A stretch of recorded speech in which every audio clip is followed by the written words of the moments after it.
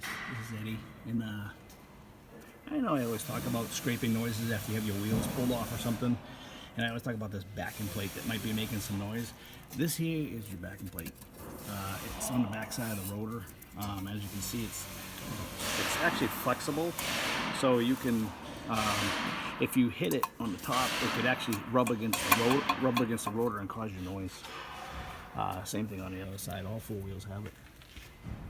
But as you can see, this one back here, there is no backing plate because it rusted off like this one's starting to do. This backing plate is pretty rusty.